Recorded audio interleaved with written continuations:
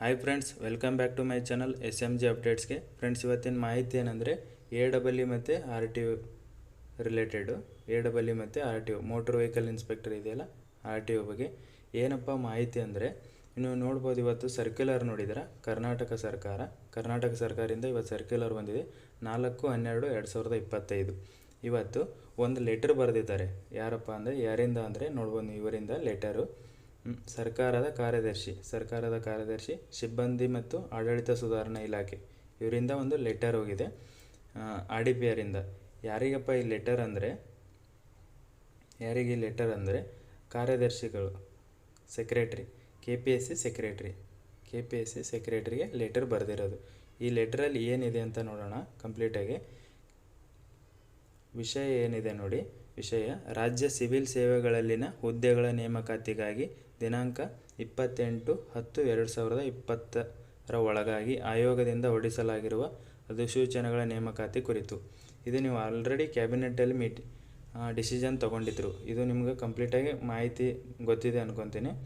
ಏನಪ್ಪ ಇದು ಮಾಹಿತಿ ಅಂದರೆ 28/10/2024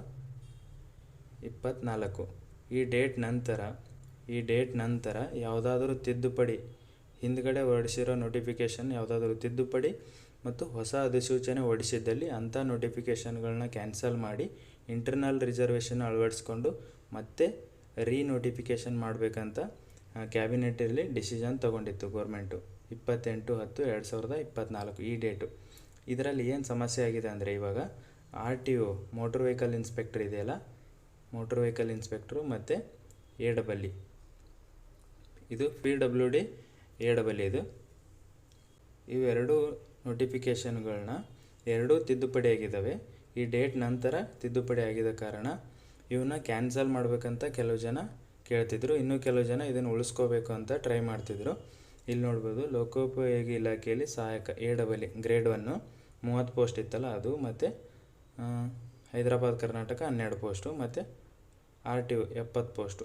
ಇದನ್ನು ವಿಶೇಷ ಪ್ರಕರಣ ಇಲ್ಲಿದೆ ನೋಡಿ, ವಿಶೇಷ ಪ್ರಕರಣವೆಂದು ಪರಿಗಣಿಸಿ ಇವರು ಸೆಕ್ರೆಟ್ರಿ ಮತ್ತು ಅಧ್ಯಕ್ಷರು ಗೋರ್ಮೆಂಟಿಗೆ ಒಂದು ಲೆಟರ್ ಬರೆದಿದ್ರು. ಇವೆರಡನ್ನ ಕಂಟಿನ್ಯೂ ಮಾಡಬೇಕು, ಯಾಕಂದರೆ ಎಕ್ಸಾಮ್ ಆಗಿದ್ದಾವೆ ಅಂಥೇಳಿ ಆ ಥರ ಮಾಡಿದರು. ಬಟ್ ಇವಾಗ ಗೋರ್ಮೆಂಟ್ ಅದಕ್ಕೆ ಅನುಮತಿನೂ ಕೊಟ್ಟಿತ್ತು. ಯಾವಾಗಂದರೆ 9/10/2025 ಇಲ್ಲಿ ಡೇಟ್ ಮೆನ್ಷನ್ ಮಾಡಿದ್ದಾರೆ ನೋಡಿ. 9/10/2025 ಅನುಮತಿ ನೀಡಿ ಕಂಟಿನ್ಯೂ ಪ್ರೋಸೆಸ್ ಮಾಡಿ ಇವೆರಡೂ ಅಂತೇಳಿ. ಬಟ್ ಇವಾಗೇನು ಉಲ್ಟಾ ಆಗಿ ಹೊಡೆದಿದ್ದಾರೆ ಅಂದರೆ ನೋಡ್ಬೋದು ನೀವು, ಈ ನೀಡಲಾಗಿದ್ದ ಅನುಮತಿಯನ್ನು ಕೂಡಲೇ ಹಿಂಪಡೆಯಲಾಗಿದೆ ಎಂದು ತಿಳಿಸಲು ಇದನ್ನು ಪ್ರೋಸೆಸ್ನ ಸ್ಟಾಪ್ ಮಾಡಿ ಮತ್ತು ವಿಶೇಷ ಪ್ರಕರಣ ಅಂತೇಳಿ ಕನ್ಸಿಡರ್ ಮಾಡಿದ್ದನ್ನು ಸ್ಟಾಪ್ ಮಾಡಿ ಅಂತೇಳಿ ಹೇಳಿದ್ದಾರೆ. ಸೊ ಇದು ಸ್ಟಾಪ್ ಮಾಡಿ ಅಂತ ಹೇಳಿರೋದು, ಜಸ್ಟ್ ಇವರು ವಿಶೇಷ ಪ್ರಕರಣವನ್ನು ಹಿಂಪಡೆದಿದ್ದಾರೆ. ಕ್ಯಾನ್ಸಲ್ ಅಂತೇಳಿ ಎಲ್ಲಿ ಮೆನ್ಷನ್ ಮಾಡಿಲ್ಲ. ಇವು ಎಕ್ಸಾಮ್ ಕ್ಯಾನ್ಸಲ್ ಆಗ್ತವೆ ಇಲ್ಲ ಅಂತ ಇನ್ನೂ ಕ್ಲಾರಿಟಿ ಇಲ್ಲ. ಬಟ್ ಇವಾಗ ವಿಶೇಷ ಪ್ರಕರಣ ಅಂತೇಳಿ ಮಾತ್ರ ವಾಪಸ್ ತಗೊಂಡಿರೋದು. ಯಾಕಂದರೆ ಎಲ್ಲಕ್ಕೂ ಒಂದೇ ರೂಲ್ಸ್ನ ಅಪ್ಲೈ ಮಾಡಿ ಅಂತೇಳಿ.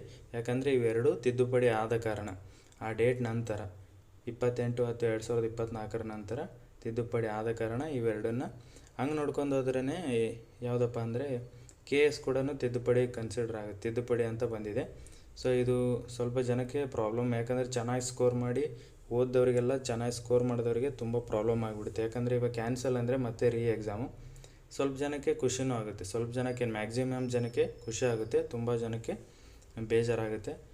ಬಟ್ ಇದು ಏನು ಮಾಡ್ತಾರೆ ಅಂತ ನೋಡೋಣ. ಬಟ್ ಕ್ಯಾನ್ಸಲ್ ಅಂತೇಳಿ ಎಲ್ಲೂ ಬಂದಿಲ್ಲ, ವಿಶೇಷ ಪ್ರಕರಣ ಅಂತ ಪರಿಗಣಿಸಿದ ಮಾತ್ರ ಹಿಂಪಡೆದಿದ್ದಾರೆ. ಸೊ ಯಾರೂ ಇನ್ನೂ ಭಯ ಪಡೋಂಥದ್ದೇನಿಲ್ಲ. ಸೊ ಏನು ಮಾಡ್ತಾರೆ ಅಂತೇಳಿ ಗೋರ್ಮೆಂಟ್ ಮೇಲೆ ಬಿಟ್ಟಿರೋದು, ಮತ್ತು KPSC ಮೇಲೆ ಇರುತ್ತೆ. ನೆಕ್ಸ್ಟ್ ಪ್ರೋಸೆಸ್ ಏನಿರುತ್ತೆ ಅಂತ ನೋಡೋಣ. ಓಕೆನಾ? Thank you friends.